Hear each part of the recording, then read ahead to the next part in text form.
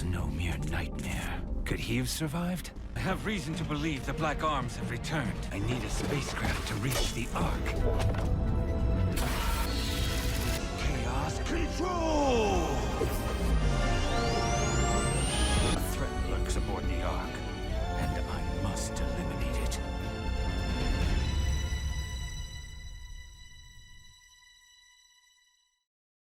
What's up, everyone? We're taking another trip through time with Sonic X Shadow Generations, Shadow the Hedgehog's second solo title, and the first spin-off game starring a character besides Sonic since 2005, which also starred Shadow. This game is followed up by the emotionally powerful animated promo Dark Beginnings, and it coincides with Sonic's birthday romp from 2011, 2 time travel games in one package. Pairing these two is kinda humorous since Sonic Generations adamantly did not want to have a narrative. Why is Sonic fighting some of his friends? How did Eggman leave the empty void after the ending? Don't think about it. It wanted to keep things simple, and that's totally fine. While Sonic Generations was an homage to all eras up to that point, the classic era is the most dominant.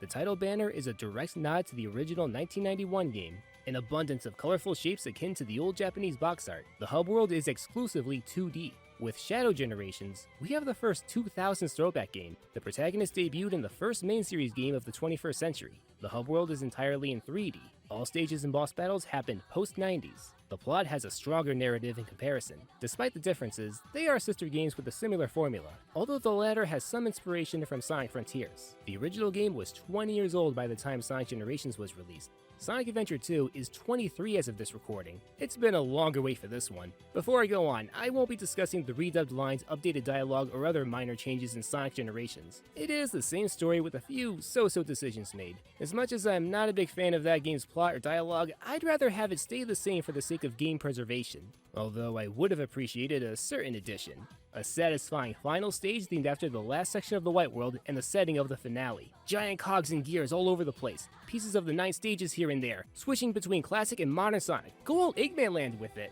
Oh well, speaking of, if Sonic Unleashed will have its long-desired remaster, please don't change the cutscenes or dialogue, and don't replace the 4Kids voice cast. This has some of their best performances as these characters. I love the cutscenes of Unleashed. Just bump up the frame rate, and it's all good. I'm not that curious to hear Roger Craig Smith's Werehog voice. For this video, we're focusing entirely on Shadow side of Generations, since it is the main attraction. I already played the game, collected most of the stuff, then did a second playthrough to form my final thoughts on the whole thing. Now let's dive in and see Shadow Generations. The story begins with Shadow's first ever awakening aboard the Space Colony Ark, 50 years ago. 50 years ago from 2001. Maria does have a 1950s attire. 50 years ago right now was the early to mid 70s. If Sonic Adventure 2 was made today, she would have dressed like the kids from those old Gamera movies. And about Maria, she's the first person we see, followed up by Professor Gerald Robotnik, both ready to officially meet Shadow. There's a warmth to this scene. Maria's childlike wonder, Gerald content with how far his research came, Shadow is his best creation, no question. As the ultimate life form wakes up, we jump to the present, with him in the same room, now barely lit and a little dusty. Shadow's inspecting the Ark for any sign of the Black Arms. He's on his own, as opposed to Sonic being at his birthday party with friends. Rouge calls Shadow while she's at the party, acting as his link to Sonic's side. A corridor in the Ark begins shaking ominously, and Shadow is on the move. Right after the Green Hill opening. Just kidding!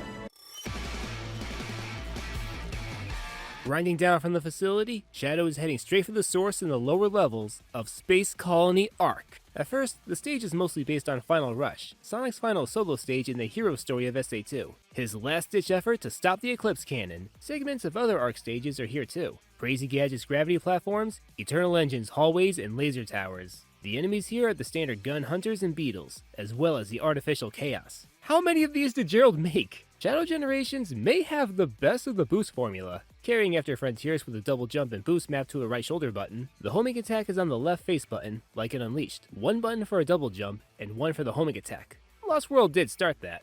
For the boost gameplay where high speed is a given, the double jump saves you some trouble, and increases your reach when platforming. Shadow brings a twist to the formula. Chaos Control.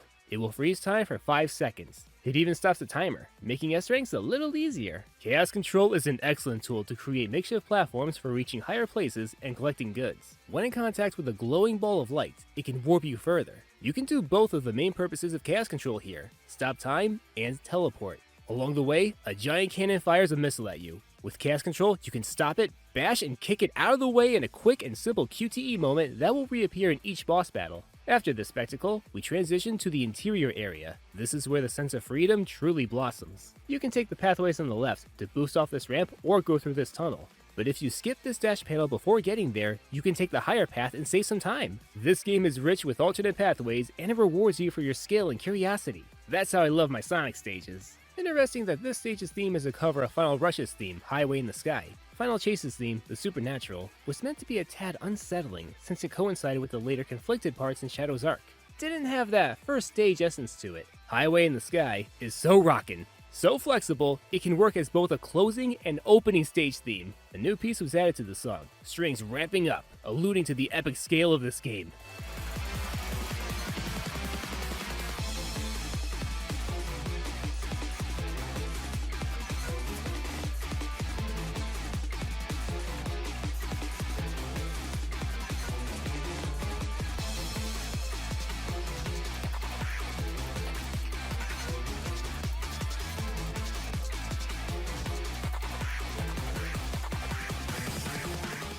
Near the end, Black Doom himself confronts you, but only the eye. He warps Shadow into a dimension reminiscent of a radical highway. The city is contorted and haphazard, with buildings floating and moving like snakes. We're in Doom's domain now. Doom Zone. Doom has nullified chaos control here. His powers have increased significantly upon his rebirth. Doom is taunting Shadow, but the Hedgehog isn't having it. He's in pursuit. The chase ends atop a heliport where the flying eye protects himself in a barrier that you can't break on your own. Knock some gun hunters into it, and he'll be dazed. With one hit, Doom drops his sigil. He declares that the two will meet again before bringing Shadow back to the real world. A small scuffle building up to a much bigger, upcoming clash. What a fantastic opening stage! A quick rundown on how to play, jaw-dropping spectacle that keeps you hooked, an eye-opening introduction of the main villain. That's how you start a game. At the old lobby room in the Ark, which appeared in every game the space colony's involved in, Shadow stumbles upon the fake Chaos Emerald that Tails made. So that's where it's been. Suddenly, the Time Eater emerges and sucks everybody into the White World. Or White Space as it's officially called, but I prefer White World. Maybe it's just me. Shadow awakens in his own variation of White World, where he finds E-123 Omega in a haunting, floating orb, the Black Moon. With the newly acquired sigil flying to the Black Moon, the orb opens an eye on an outer ring.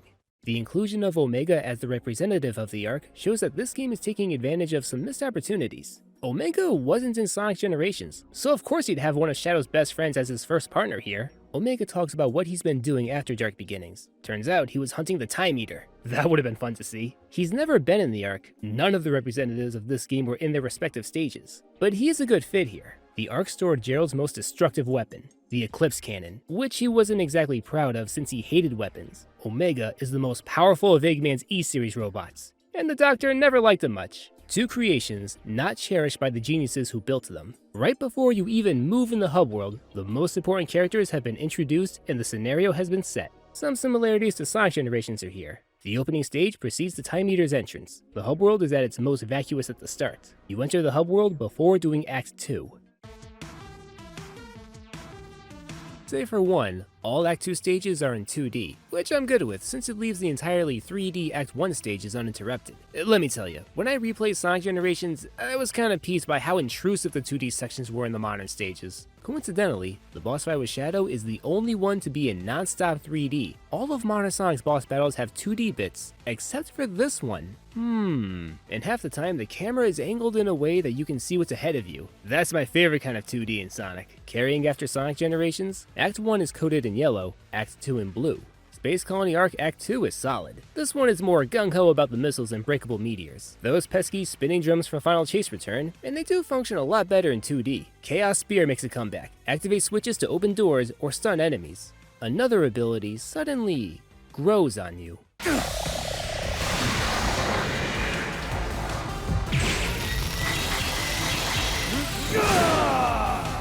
With a spark in his eyes, black wings protrude out of Shadow. These have such a threatening, creepily organic, and alien vibe to them. You can jump slightly higher, and while boosting in the air, you can glide until the boost meter runs out. The wings will eat up your ring count. It's like the super forms. Act 2 establishes the hot new feature of Shadow Generations, the Doom powers. The first, and for now situational ability, confuses Shadow on why it felt so natural to him. This game has some fun with the ranking system, entirely time-based, so getting S ranks is pretty easy for the most part. A detail that I love is how each rank has its own animated sequence and theme, with Shadow being more expressive and the music being livelier the higher the rank. And Shadow only crosses his arms once. I knew you could do it! After clearing Act 2, Shadow gains a Doom Gear, and a sealing device close to a locked gate takes it from him. The device cracks open and spews a wave of darkness onto him, summoning a new power. And Shadow acts as if he's in despair, a mix of exhilarating and frightening for every new ability. The first one that you keep is Doom Spear, launching Chaos Spear at up to 5 targets simultaneously, Metroid style. Before this, he could only do one at a time. With the gate open, you can explore more of White World. Not much at the moment. The only other stage you can go to is the Train Heavy stage at Daybreak combines both Rail Canyon and Bullet Station. The opening is ripped from the former. Some grinding before reaching the first footholds where egg pawns are stationed. Those underground railways from Bullet Station are back. Rail Canyon is more pressing on your use of Chaos Control and the new Doom Spears. Stop time before grind rails are demolished. Shoot these flying targets for Chaos Energy. Pacify the Needle and Lightning A-Flappers to hit them. The armored trains are out for blood. Act 2 ends with an old-fashioned chase. Too bad they don't have boost or Chaos Control. Doom screws with reality again and brings you back into his zone, goading you into following his lead. And trolling you too. Watch this piece of the highway fly up! I thought I could use that! Chunks of the highway will glow purple and then try to crash into you, and gravity will shift while you're in the air. Doom has grown a new stretching power. Paralyze him with Doom Spears, or avoid the lance-like tentacles as they are for a mightier challenge. Just like in the Ark, hit him for a sigil, which will open another eye on the Black Moon. Another banger stage. After beating Act 2, we see that the representatives of Rail Canyon are Orbot and Cubot. As far as I know, this might be the first time Shadow interacts with these two. And some fun trivia, both Shadow and Orbot are voiced by the same guy. Now we just need Zik and Cliff here, and we've got us a Kirk Thornton reunion. These two are a good fit here. They're robots of Eggman's, and here they are in one of his bases. Sonic Heroes had a high emphasis on teamwork and camaraderie. These two are inseparable. It is disappointing that they have the least to say out of all the representatives. Yeah, I was curious to know their thoughts on a few stages and boss battles. The game made me invested, what can I say? With another Doom Gear, Shadow unlocks Doom Blast, a melee attack that launches Black Arm soldiers into the air, pushing them, followed up by zipping to them in a flash. This move doesn't work on the standard robot foot soldiers. Oh, and if you try to homing attack this Black Warrior before getting Doom Blast, nothing happens. I guess it does irritate him. Yeah, take that! As you reach the locked boss gate on the second floor of this neighboring fortress, the challenge acts open up. 2 missions per act, so 4 max for every stage. Minuscule compared to Sonic Generations, and none of the partners help you this time. Each stage has that one challenge that stands out from the rest due to key features such as the Ark's artificial chaos, and Rail Canyon's flying targets. The rest are simple stuff like collecting a number of rings, reaching the goal in time, and so on. As expected, ring the bell for music notes to acquire some artwork or songs. Clear enough of the missions to nab the keys, and the first boss battle is ready for you.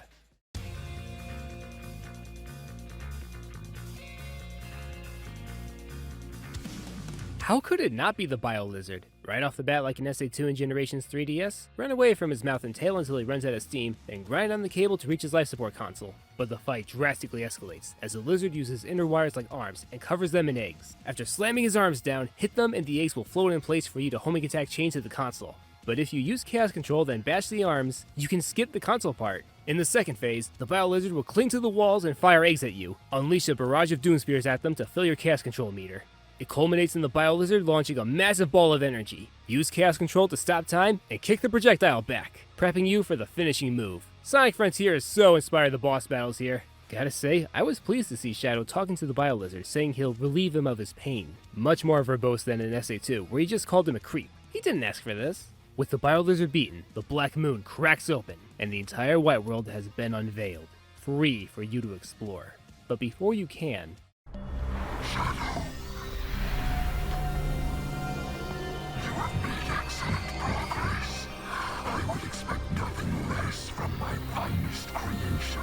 the Hedgehog cuts to the chase and goes for the projection, then the eye. Doom is boasting about utilizing the temporal anomaly for the resurgence of the Black Arms. In the power sealing devices, there are cogs smothered in darkness, as if Doom and the Time Eater have joined forces, or Doom is using the Chrono Monster. On top of that, the Doom gears are shaped like cogs. Before Doom's eye flies off, he tells Shadow that he's not ready yet, then follows that with, "We are not ready yet." With the Doom gear you've earned from the Biolizard, a new Doom power is unlocked, Doom Surf. Go in the water and you ride an alien boogie board. Before this, going in the water meant instant death. You were trapped in that slice of the white world in the beginning, but now the entire hub world is your oyster. So, where to next? I think that'll be where the eagles are.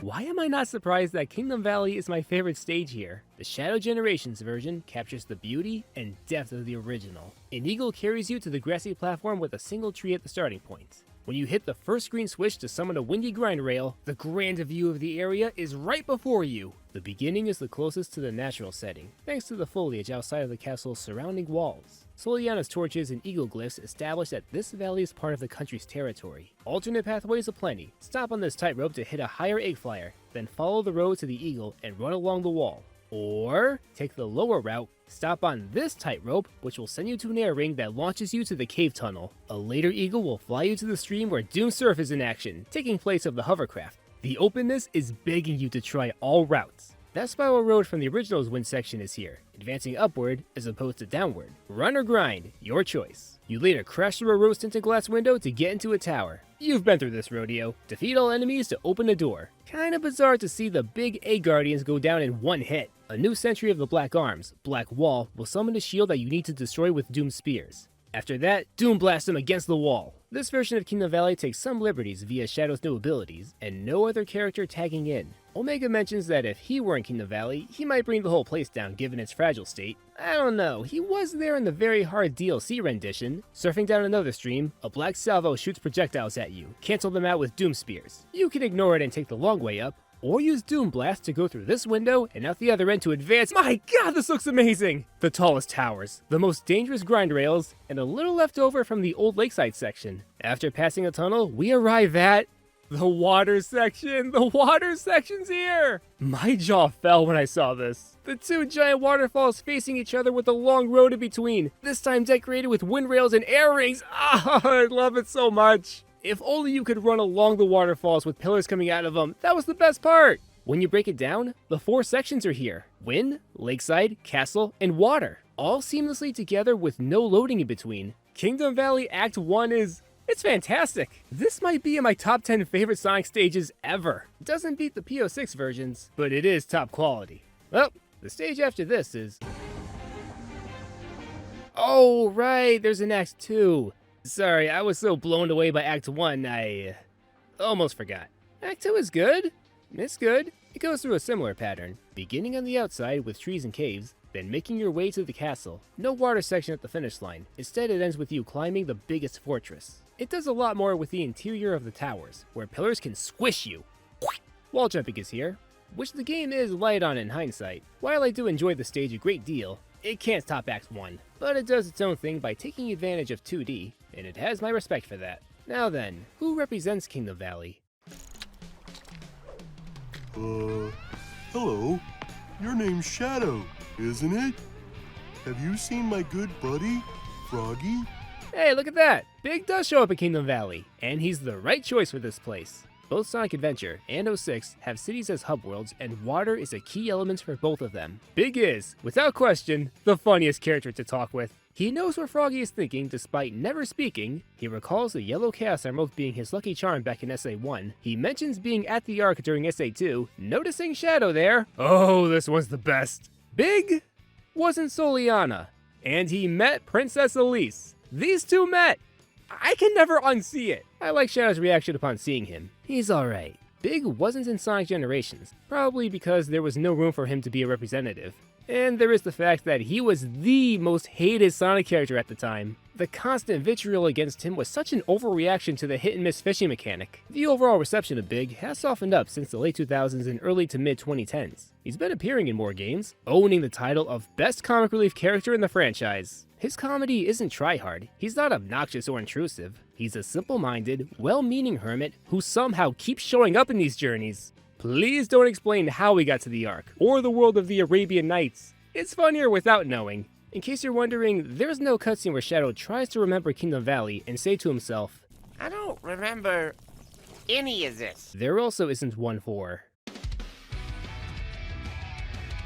And I was curious to see how Sunset Heights would be reworked here. For those of you who don't know, Sonic Forces is infamous for its half-assed level design and minute-long stages. Shadow Generations shows that game how it's done. After the lowering street littered with the militaristic egg pawns, we see this game utilizing the city's water system, with small geysers that you can use to ascend. The mini cannon egg tanks fire these balls that function as homing attack links. The mass-produced Death Egg Robot Sentinels have their part to play here too.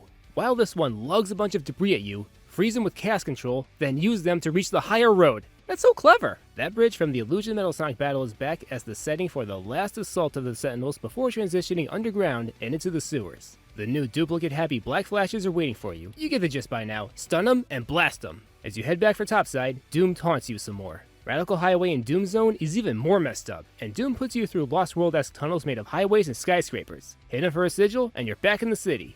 The other city. This is the first ever full 3D Sunset Heights level, and it looks good. The full 2D Act 2 is another solid one. Doom surfing underground, avoiding lasers from the Sentinels. That continuous homing attack returns. You can finish the stage by Doom blasting this Sentinel's hand off. It's your weapon now. This game is making the most of so little that Force is offered. There's some more wall jumping too. By the way, in the script I wrote that Kingdom Valley introduced wall jumping. It actually didn't, since both stages right after the Biolizard can be done in any order. In my first playthrough, I accidentally made it to Sunset Heights. Then I immediately left and headed for Kingdom Valley. The custom order is why Doom only appears in one of them to acknowledge the new power shadow acquired. If I had to choose which one should be interrupted, yeah, it's the Forces one. After Sunset Heights, Shadow spots a complete and total stranger fleeing from Black Arm soldiers in pursuit. Then he takes them out, saving that random civilian. Yeah, it's obviously Maria, but it's implied that initially, Shadow didn't know that. To him, somebody was in danger, and he went to their rescue. You're a good guy, Shadow. Keep in mind that when Shadow is angry, his eyes glow red. The way he fights in this cutscene is more brutal than what we've seen before. When he's reunited with Maria, surprise doesn't begin to describe what he's feeling. Professor Gerald also shows up. Shadow pieces together that they're from the point in time before the gun raid, and he entertains the notion of changing their fate. So, Maria and Gerald Robotnik are the representatives of Sunset Heights. Not what I expected. I can't see the connection.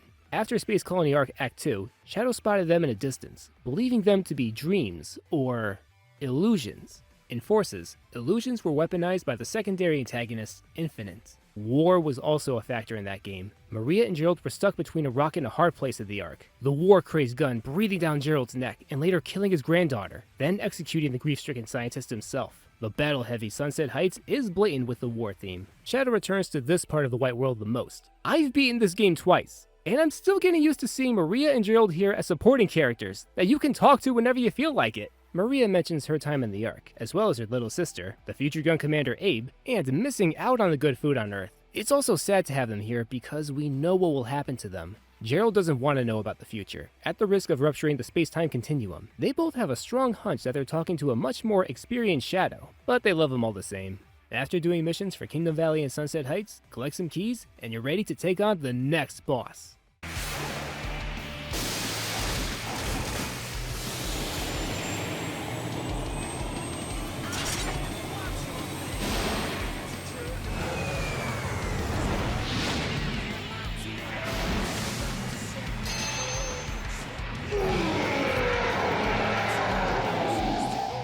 Metal freaking Overlord. Oh yeah. The arena is an aquatic final fortress, doing the intended Leviathan mode of Heroes had originally. You're on Doom Surf the entire fight. Spin attack the debris floating on the water and some of Metal's missiles to hit him. Launching off rainbow rings, you can reach his core and cut loose. Warp light aside, don't bother with chaos control in this phase. Just like in Heroes, he can use it too. He's immune. Phase 1 has a time waster segment where he swings his tail like a scythe. But if you dealt enough damage to him before this part, you can skip it. The second phase goes 2D as he creates a whirlpool, then fires missiles and his crystal attack. He'll try to crush you with an Egg Fleet battleship, fire Doom Spheres to destroy it, and spin attack the debris back at him. Or keep the falling debris still with chaos control, then homing attack them for this shonen move! Metal Overlord is the first talkative boss, retaining his boastful personality from Heroes, calling himself real and superior, still hung up on his identity crisis. I am not a true son, the true ultimate life form.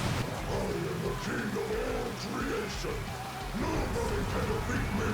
As if I could be challenged by an imposter, I will. Ray Chase did a killer job as him, and it's always cool to have Metal speaking. My ass! My beautiful... In case you didn't know, Omega and Big have some things to say about Metal Overlord. This is a much faster paced battle compared to the Biolizard, and from here on, the battles become more vocal and personal. After beating him, the Black Moon is further cracked, and tentacles grow out of it. Shadow returns to the Robotnik duo, mentioning a connection he feels to the Black Moon. Gerald states the moon is the power of Black Doom, and confesses about the deal he made with him to make Shadow, after his failed attempt in curing Maria on his own. As Shadow becomes stronger and gains new abilities, so does Doom, and the monster will try to fully possess Shadow, either by mind control or being reborn into his body. There are different emotions among the three. Gerald is burdened with guilt and regret. Maria is horrified, and Shadow is as confident as always, despite the increasing peril. He brushes the bad news off and proclaims that he'll beat Doom again. With your new Doom gear from Metal, you unlock the penultimate power, Doom Morph. The transformation sequence for it is the most disturbing, tendrils submerging Shadow into the dark and his eyes being pure white. Out comes the Wisp from Hell. With this, you can move freely in the purple surface called Corruption instead of being slow on it. You can also go through graded walls and swing on these floating orbs. When I first played this, I hated the swinging mechanic. I keep trying to fling myself upwards, but I couldn't get it right. Here's how to do it. Hold the button down to connect, and when you're in the straight line of the direction you want, let go. Slithering up the Corruption, you make it to...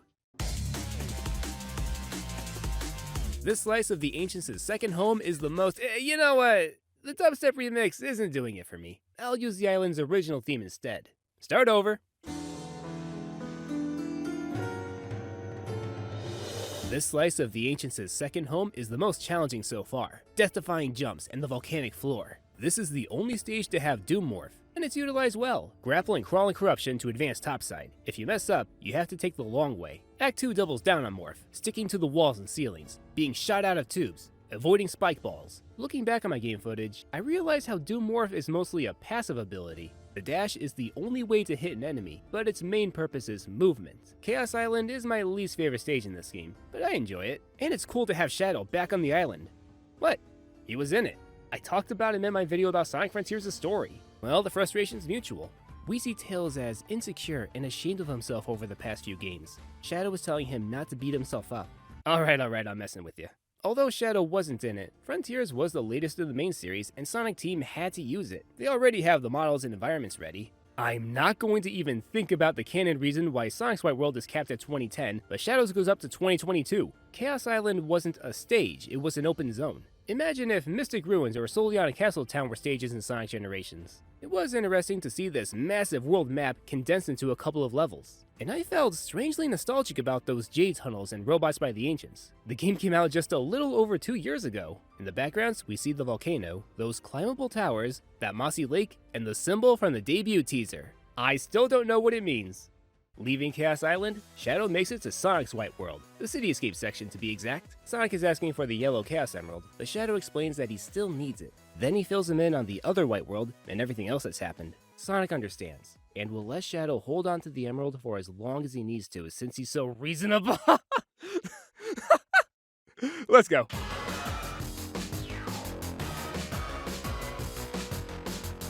The cutscene-only rival battle differs from the original version, but the outcome's the same. Sonic's the victor and runs off with his prize. Crud! Now we can't use Chaos Control anymore. As Rouge regroups with Shadow, he shows her the real Chaos Emerald. Sonic took the fake. It's a good thing Sonic Team chose the yellow emerald for Shadow to have in 2011, otherwise... I don't know how this would play out. In the fight, Shadow got frustrated and was tempted to use his Doom powers, but he composed himself and decided not to use them on Sonic. He wants to beat him on his own terms. Hang on. He's been hiding his new power from his rival, which means he technically lost. Did Shadow Super Saiyan 3 him? Rouge makes it out of Sonic's White World and into Shadows, being the representative of Chaos Island. Frontiers encouraged a lot of exploration, and Rouge is a treasure hunter. How could it not be her? Omega has been trying to contact Rouge while she was in the other White World. He shows his softer side when talking about finding her. Rouge is happy that both Omega and Shadow were worried about her well-being. The latter tries to deny it, but who's he fooling? Team Dark isn't seen together in this game, but Dark Beginnings does make up for that, and the game shows that the three care about each other. Despite the three not being seen on screen together, this is another good example of my favorite team in Sonic. Now that everyone's here, let's finally talk about the White World, and why I really like it. An evolution of the end of Sonic's version with that ancient clock aesthetic on the gates, roads, and fortresses. Maybe Kingdom Hearts 3's Scala ad Caem was an inspiration. It's never explained who built all this, or where the time meter originally came from, and I'd prefer we never know. There are cases where the mystery alone has more substance. The sky, if you can call it a sky, looks like billions of shards of broken glass falling gracefully. The fabric of time and space has been shattered. and we're in the middle of it. At first, you're trapped because of the locked gate and surrounding water, but when you get Doom Spears, that sensation of freedom has lit up, opening that gate, and later climbing the first fortress. When the entire hub world is blossomed and you're able to traverse through the water, you've broken through the cracked wall and get the feeling that nothing can hold you back. The entire area is shaped like a circle, so each stage is spaced apart equally, and it doesn't take too long to get to any of them. If you want to save some time, go to the pause menu and use the stage or challenge list to teleport somewhere. The hub world isn't big by 2024 standards, but it hit that balance of expansive and compact. Just like in Sonic's version, each stage has their own ambassador piece. The most work was done to Chaos Island, stepping on those big buttons so platforms will materialize, and ascending those obstacles high up. Man, that took me back to Frontiers, kinda making Shadow the 5th playable character for it. There are these individual platforms resembling their respective stages. Use Chaos Control on them so you can warp all the way over there. There are 3 types of collection boxes that contain artwork, music, and lore. The stages and missions have medals to unlock each of them, replacing the red rings that have been a staple since Colors. Yeah, no red rings here. Upon closer inspection, they're shaped like cogs, because time theme. It can be addictive to search for all of them, and you need all of them to open every box. You can check everything in the collection room, and oh, I would so love this in my house. The artwork is always cool to see, and every game should let you see the concept art. Most of the unlockable songs came from games where Shadow was prevalent. We do get some tracks from Lost World to Frontiers though. Hey, nothing wrong with that. And besides, a new venture in Crisis City now has a successor.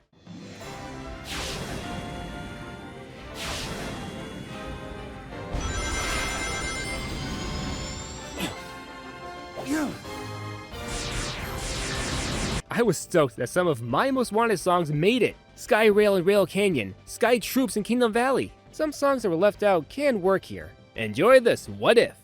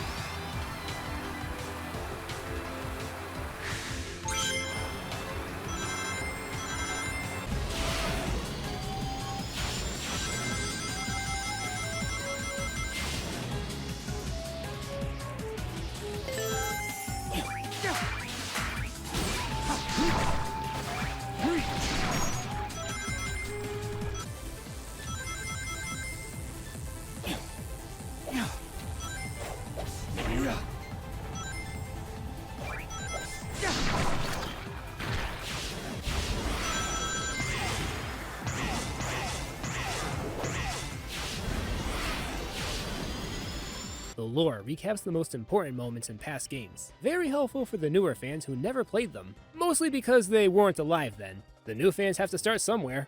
The main menu has Shadow's story to give you the rundown on key moments in his past. You're bound to find these floating pods that you can break with Doom Spears. Inside of them are pages of Joe Robotnik's journal. It chronicles the biggest parts in his life, starting with his short years before building the Ark, and closing with the chilling entry that Rouge read out loud in Essay 2. This was interesting to read, and see what was going on in Gerald's head. It's got details about the Gazoid and artificial chaos. Oh yeah, we see a photo of Eggman's dad!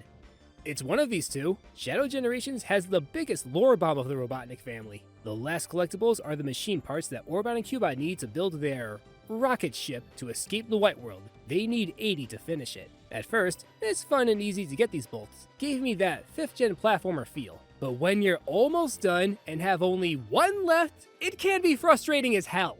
Where are you? Here. There should have been a radar for them. It would save you time and be an homage to treasure hunting. For every 20 pieces, more of the rocket is assembled, and you earn a bonus from the robot duo. With all 80 pieces, you have at last completed the Flicky Cuckoo Clock. At least you get a remix from it. The White World has these times challenges, all of which reward you. During your adventure, the Black Moon has its gargantuan eyes watching you. Doom sees everything you do, and he's biding his time until the end. A subtle way of the villain being constantly present without overdoing it. We haven't forgotten, we'll deal with him soon.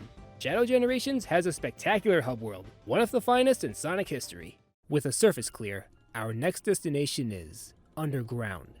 The lower level of White World is drastically different from topside. The tiles are darker colored, and the music is so sinister. The theme above is a slow, orchestral cover of All Hail Shadow.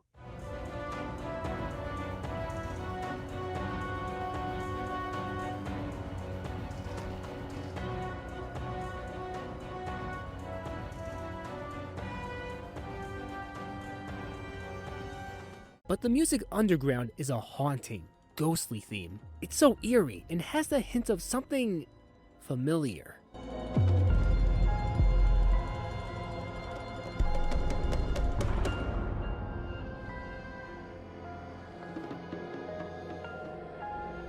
Whatever's down here must be harboring pure malevolence. After getting the keys from Chaos Island's missions, you unlock the third boss battle.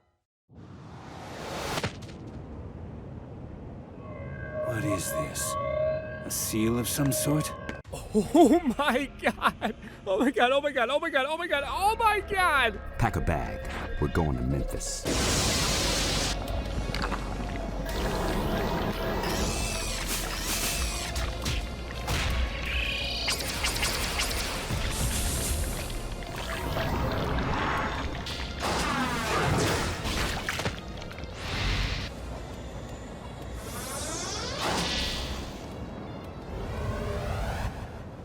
Mephiles the Dark is back.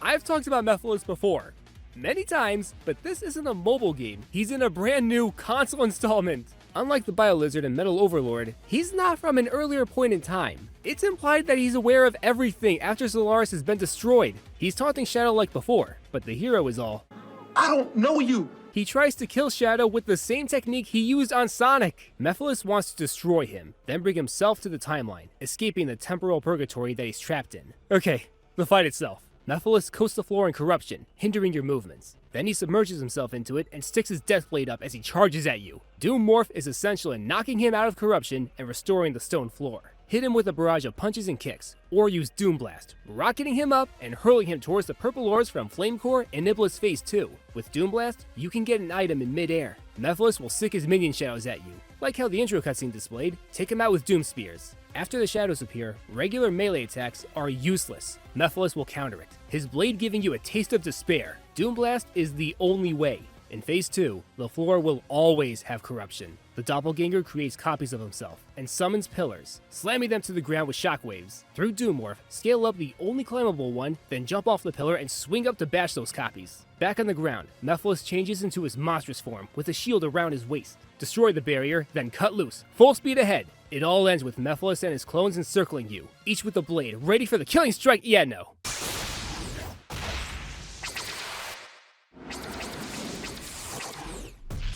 With Mephiles kicked down to the floor, the doppelganger desperately unleashes his shadows at you, loudly exclaiming that he wants to exist. A rare, vulnerable moment from him. Mephiles is just plain evil, lying, provoking, killing, and laughing about the whole thing. He's a straight-up irredeemable villain. To see this small twinge from him, there's some fear and anger in him too. He wants to be in the real world, and his one obstacle is Shadow of all people. The guy who sealed him shortly after the Solaris project unintentionally gave him his first form and took part in repairing all of time with Sonic and Silver. How ironic fate can be. Shadow seals him into the scepter once more and proclaims that there's no future for him. True, Mephiles should be powerful enough to break out of it. Perhaps he was too exhausted. Given the brightness in Shadow's eyes during the QTE moment, he's angry too, even though he doesn't remember Mephiles. Maybe he's feeling what he felt back then.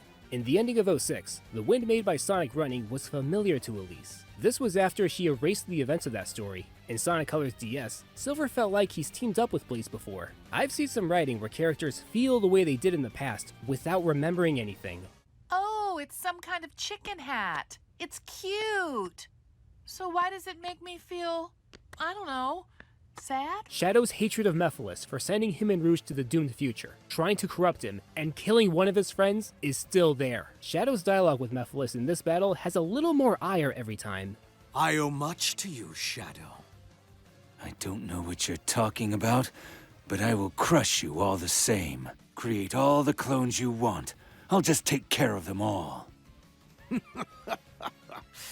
I might consider sparing you. Don't do me any favors. There is no future for you. Ever. That's my headcanon. Shadow feeling the hate for Mephiles has been resurfaced. Why else have him look so angry? This is definitely my favorite boss battle in Shadow Generations. It incorporates almost all of Mephiles' abilities, be it from the 06 battles or cutscenes only. The challenge is fair, and the tension between hero and villain gives it that special kick. Robbie Damon did a bang-up job as Mephiles. Dance, my shadows, dance! It's time to raise the curtain on this macabre play. He's got that conceit and evil intense down. I salute you, Robbie. With Mephiles dealt with, more tentacles out of the Black Moon, the Death Ball nearly at its strongest. Shadow heads back to Maria and Gerald, but Doom interrupts, bragging about how Shadow will soon be his. Maria snaps at the mastermind, vocally defending Shadow. Doom is pressing Shadow's buttons, bringing the worst out of him, but Maria keeps his mind composed. It breaks my heart to see you so full of anger. This isn't who you are. Do you know why I named you Shadow? Because without light, there's only darkness. But a shadow will show you where to find the light. Do you understand? I don't want you to be driven by darkness. I want you to be happy. Stand in the light with peace in your heart. This is the final tranquil scene preceding the finale. Shadow's inner conflict between hatred fueled by Doom and peace illuminated from Maria is at its most blunt. Before moving on, we gotta talk about the animation. A lot of work was put into these cutscenes. Not just the action pieces, the casual movements weren't half-assed either. There didn't have to be black particles behind Doom's eye, but I'm glad there are. Oh, that part with Shadow going savage on the Black Arms Warriors? That was raw. The animation also shines in the gameplay. You can tell Shadow is looking at the laser beam. Shadow Generations has Unleashed beat as the best looking Sonic game. It took 16 years, but Unleashed has been dethroned. Atop the cliff on Chaos Island, we come to the last Doom power, Doom Wing. Now for you to use at will, if you have at least 50 rings. Boost like always to glide in the air, but keep that gauge in mind. However, if you use Chaos Control, it'll refill itself. Doom Wing makes exploring the White World even more fun. Fly to the top of the fortresses. Enjoy the view of the landscape from above. Can't ignore the artwork of Shadow with the black wings. This is fire! The last power has been acquired, so Doom is ready. The Black Moon covers the entire White World in Doom Zone, a hellish red tint covering everything. Doom summons the gateway to the final stage. It's Radical Highway. You cannot deny me, Shadow. You are finally complete. Come, face me. I shall claim you, mind, body, and soul, and become the perfect being. Gerald apologizes for the arduous path he put Shadow on, and gives him his best, once again calling him his son. Maria is afraid for Shadow, but the Hedgehog puts her worries at ease. He won't be consumed by rage, but he will fight. Fight with your wish in my heart. Your wish for everyone to have a chance to be happy.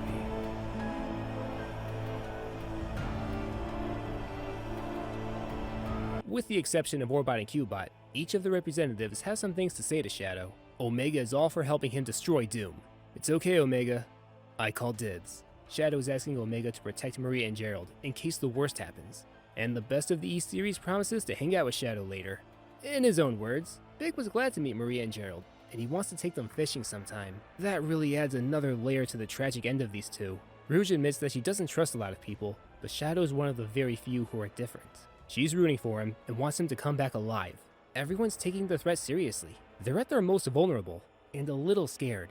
The speech bubbles used to be black, but now they're white, a special shift for the climax. The climb up includes factors the last stage and battle hold, Doom Morph, Black Arm Soldiers, the iconic bridge, Doom Wing, preparing you for what's to come. Jumping inside the Black Moon, it's time. Starting off, the city appears to be in stable condition, unlike the previous Doom Zone segments. It mimics the real world, but there are a few oddities here. This skyscraper in the background is leaning, and on the right is a highway on its side. Jump to it and gravity will change. The veil's been lifted. The laws of physics are out of whack, and the city becomes more contorted as you progress. I like that small detail of the orange speed blimp now saying ultimate power on the other side. Did Doom do that? This is the only 3D stage to make use of the Doom Wing. Cheese it by gliding and skipping some areas as you please. The sliding section with the black salvo is mandatory though. If you want to do this stage without the wings, you can, and this will test your skills. Act 1 does a great job in easing you into the finale.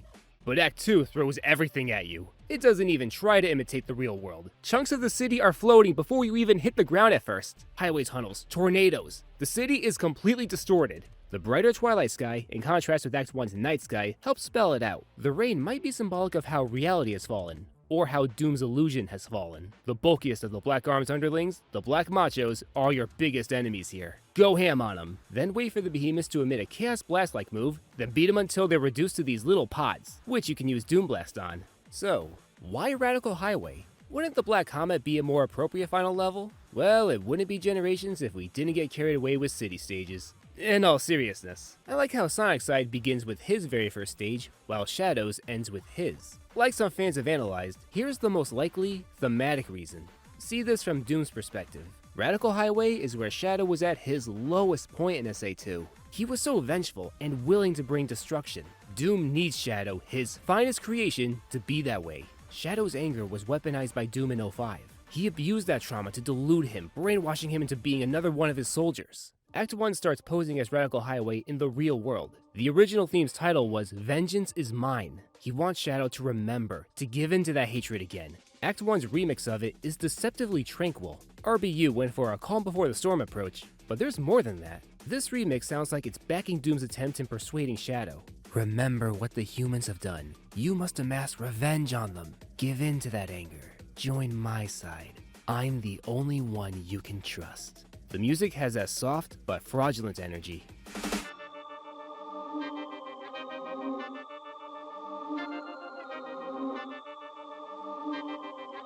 Here's the problem with Doom's plan. This isn't Shadow from back then. He was naive and inexperienced, promising Maria revenge. But now, after so many adventures, he's promising the same girl that he'll do right. He's not lowering himself to vengeance, he's risen up from that darkness. When Doom's method of tricking Shadow failed, he's become increasingly more agitated, having no qualms in dealing with Shadow personally, if that's what it takes. You little shit! I gave you life! I own you! You will obey! Act 2 and its theme are both frantic and unhinged, reflecting how Doom has lost all patience with this hero who knows what path he's on.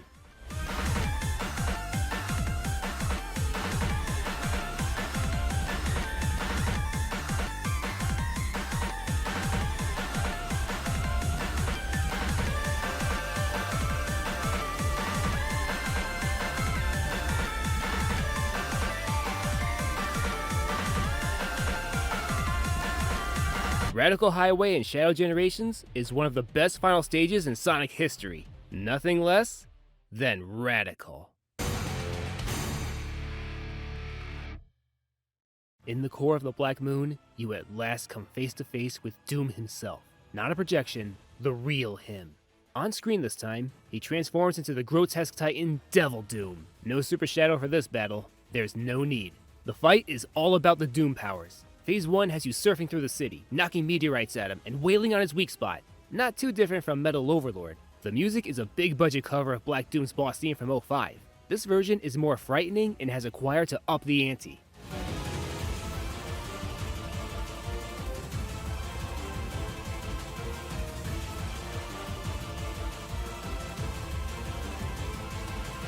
In Phase 2, you're switching to Doom Morph, platforming on pieces of highway soaked in corruption. Slither and swing to reach Doom's eye 3 times. For Phase 3, Doom evolves into his new form, Neo Devil Doom. He grows more arms, his back head extrudes, functioning like a long tail with a face on it. Shin Godzilla inspiration? The organic bulb under him will open and shoot projectiles at you. Doom will have red and purple walls closing in. He'll summon a vortex tunnel that's cumbersome to fly through, especially while boosting. He's not holding back. The music for this phase is a sick, instrumental, pseudo-angelic cover of All Hail Shadow by Crush 40. It's been way too long since we've had a final boss with one of their songs.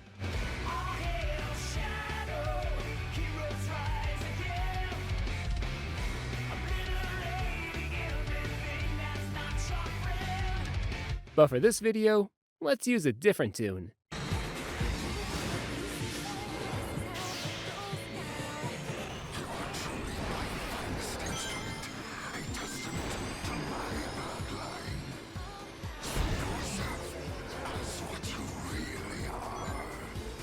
I am nothing.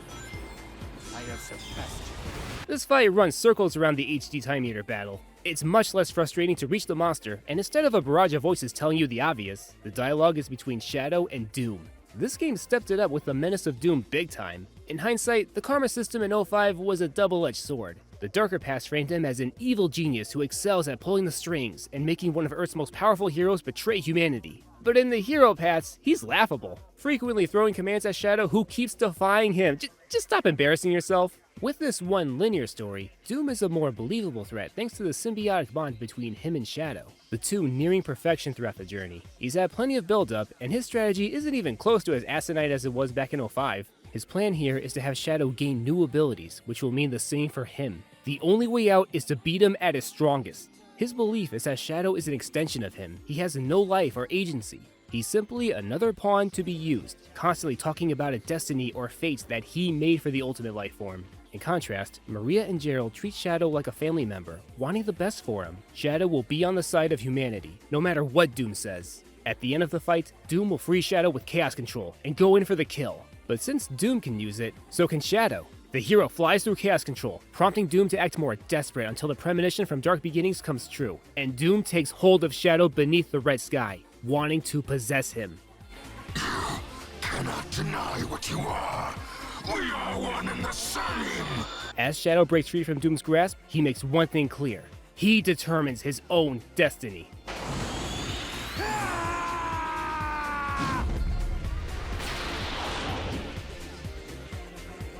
Shadow,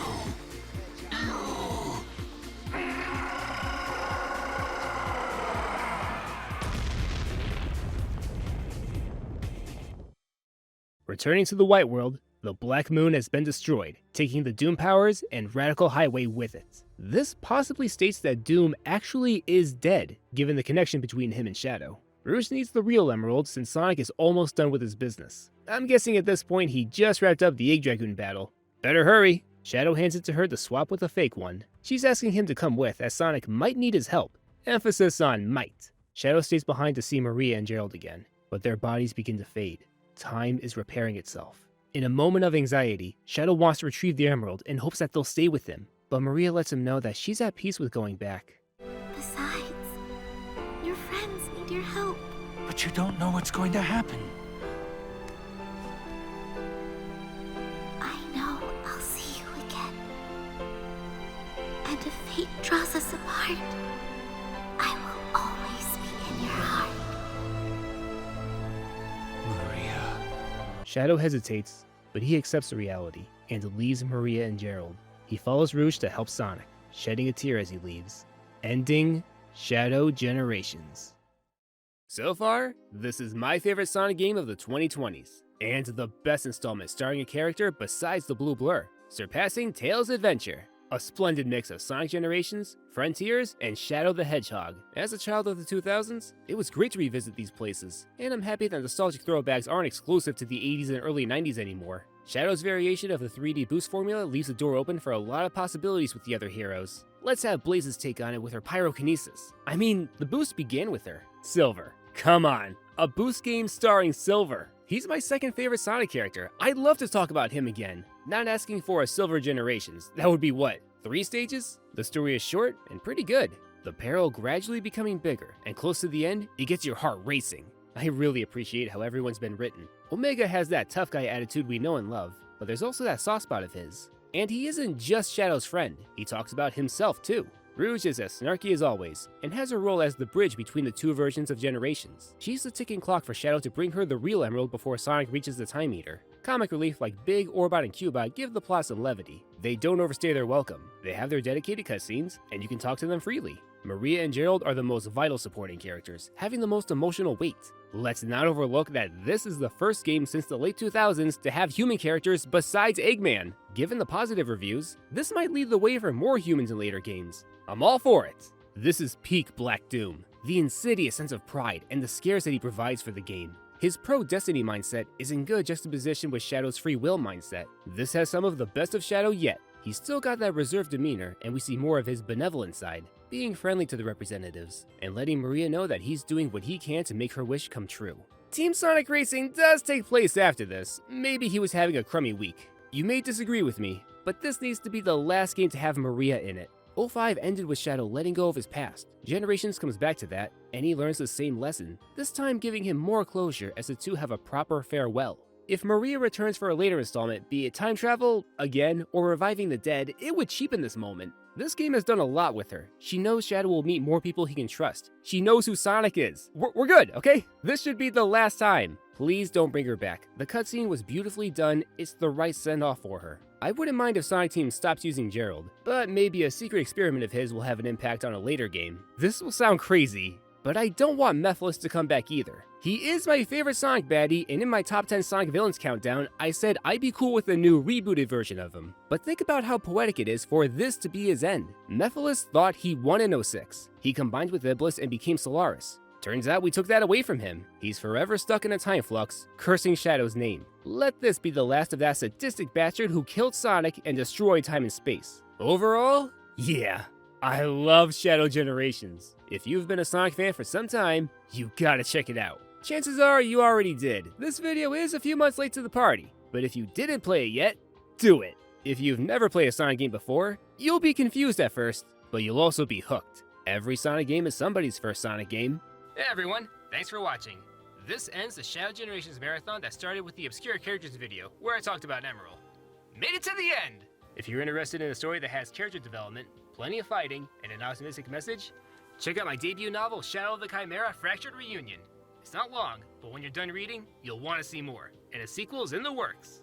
If you enjoyed this video, please like, subscribe, click that bell, and feel free to say what you love about Shadow Generations, or what you want to see more of with the boost formula for later games. Till next time! Your wish for everyone to have a chance to be happy. Nice smile.